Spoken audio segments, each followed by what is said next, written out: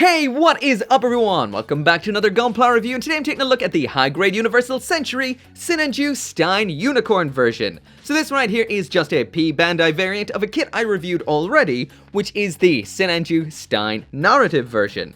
This of course did come first, design-wise, because this is from Mobile Suit Gundam MSV, or Mobile Suit Variation, which is basically a bunch of design concepts. The first time a model kit was ever made of the Sinanju Stein Unicorn version, that would have been the Sinanju Stein Verka, a kit I highly recommend, and this is based on a kit that I also highly recommend, so let's get right into it. But first, if you do want one of these of your own, because this is a premium Bandai kit, it can be hard to find at times, especially when they get a couple of months old or a couple of years old, etc. So I got mine at Buyee, you can too, link in the description. Now here we go.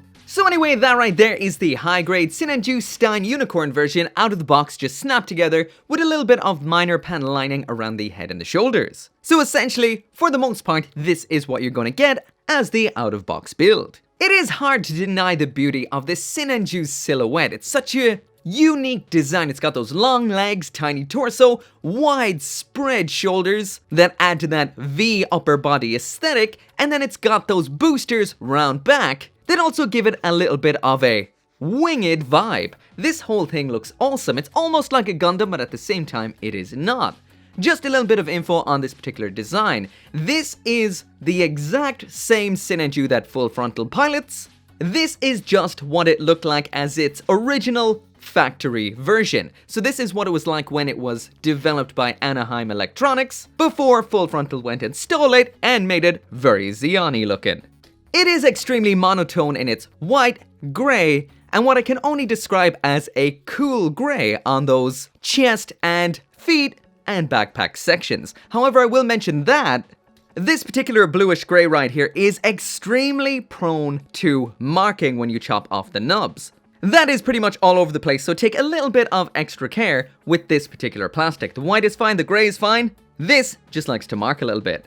If you are a beginner, or you just like out-of-box builds, out of all the high-grade Sinanjus, this is probably the simplest variant because it does not have any of the sleeves iconography. For example, the high-grade standard Sinanju will need some paint where the gold sections are on this, which is the real grade by the way. That comes with the gold, but a couple of extra issues. And the narrative version is exactly the same. You either have to use stickers or paint for the sleeves iconography, making it a little bit more work out of box than something like this right here that has none of that.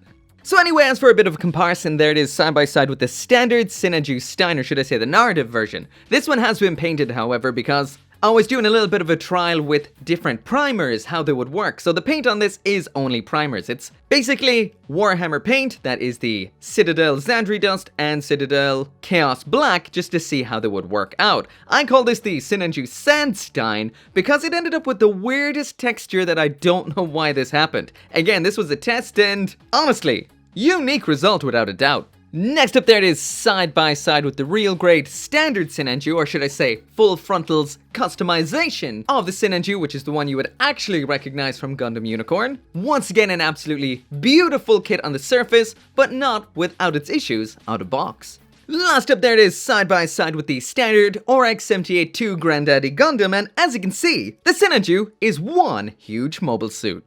Now moving on to that full 360-degree spin, so you can see this from absolutely every angle to decide yourself whether or not you want this or not, or in case I forgot to mention something about it. Once again, extremely similar to the full release high-grade Sinanju Stein narrative version, just with some toned down, more basic looking characteristics. So having no sleeves iconography may be a plus or a minus to you, but that is, in general, the biggest difference between the two variants. Now let's move on. So now moving on to the accessories, and here is the high-grade Sinanju Stein Unicorn version with absolutely everything that it comes with. So for the most part, most of this we've seen already with both the narrative version of this particular kit, and I'm sure a lot of it came way back when with the standard high-grade Sinanju, which was the Full Frontal version. So first off, what we've gotten here is two beam rifles. One is the standard Sinanju beam rifle, and the other one is new for this kit, which is the Sinanju Stein version. Next up then, and once again we've seen this before, is the bazooka as well as a parts forming part, two standard beam sabers in pink, the shield, as well as 4 alternate hands with the 2 that are already attached. But it is worth noting that By the seams of things, Bandai skimped on one back of a hand. So first up, we're going to take a look at the standard full frontal version of the beam rifle. So attaching all of the weapons into the hands on this kit is the standard high grade way. That's separate the hand in two, imagine it was all a sandwich, both sides of the hand are the bread, and the rifle is the ham. Then just slap it all together. This attaches via standard ball joint wrist attachment. So anyway, that right there is what that particular beam rifle looks like attached, and Full Frontal's Sinanju beam rifle is probably one of the most elegant looking beam rifles around. Just look at that. It is all in the one color plastic, but it still looks great and is made out of a whole bunch of parts. Next up in here we have the bazooka, and as far as I know this has been dating back to the standard high-grade full frontal Sinanju as well. Once again highly detailed and made out of a whole bunch of parts, looks impressive, it is just the one color, but that's the color it's meant to be. And we did see this in the standard Sinanju Stein review, so I'm not going to spend too much time on this, just talk about my favorite aspect about it. And that is the fact that you can take off the scope, then parts form the barrel down to the shorter version, and once it's small like this, you can attach it onto the standard beam rifle. So I almost forgot that the standard rifle right here has the grenade launcher attachment already attached. So if I take that off, that is what the Sinanju's beam rifle looks like as standard with no attachments, but then you can take the bazooka, put it in where that grenade launcher was, and make this a beam rifle with the bazooka attachment. One of the coolest aspects about the Sinanju ever. Absolutely awesome weapon design right here. Once again though, as I did mention in the standard Sinanju Stein narrative version review, it can have a little bit of an issue with holding up this mammoth of a weapon. But if you top coat your Gundam, or should I say non-Gundam in this situation, before you put it together, those joint issues will not be a problem, and it will hold this no bother. Either that, or just tighten up the joints in the arm as you build it. So next up in here and exclusive to this kit is the Sinanju Stein's beam rifle. Now this is ridiculously plain compared to what we would have seen with the high-grade Sinanju Stein narrative or the high-grade Sinanju. This is just all white, no moving parts, very plain. And the saddest aspect is, I guess this kit did come first, so this doesn't really matter per se, but it was so cool that you could attach that bazooka attachment onto the Sinanju Stein narratives version of this weapon. So this, definitely out of the bunch, is the plainest.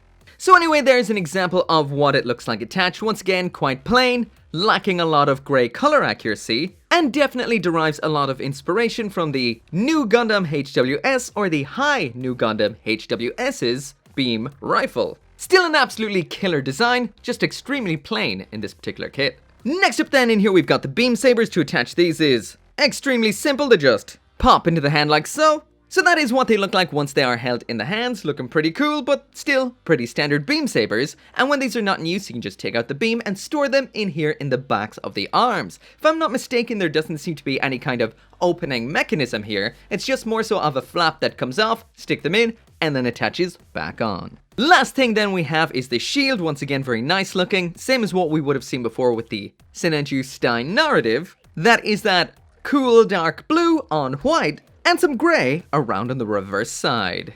Attaching this to the arm is very simple because it's just a little bit of a clipping mechanism. This can go on either arm and is nice and secure. The attachment is just a peg, so all this has is some rotation.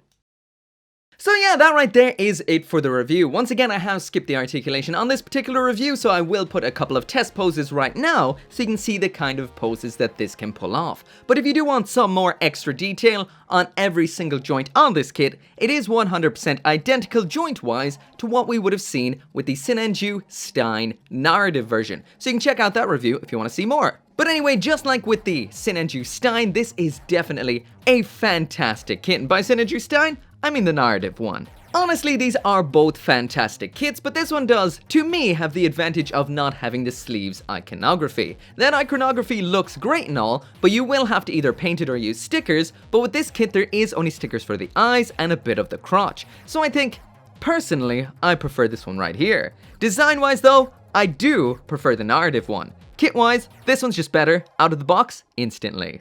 I will mention that it does have a little bit of issues with its hips. I'm not quite sure if that's the same with the standard variant or not. I don't remember having this sort of issue, but because this is a big, bulky, mobile suit with a lot of weight to hold, I do recommend tightening the joints as you go along in the arms and the legs. It will save you a lot of issues in future, but this thing, regardless, is still gold tier in my opinion. One super impressive high grade. Once again, if you find it hard to get your hands on this because it's P Bandai, you're still going to do absolutely fantastically with the narrative version, which is a full release. But anyway, as always, thank you so much for watching. Make sure to come back for more Gunpla reviews, and I'll see you next time.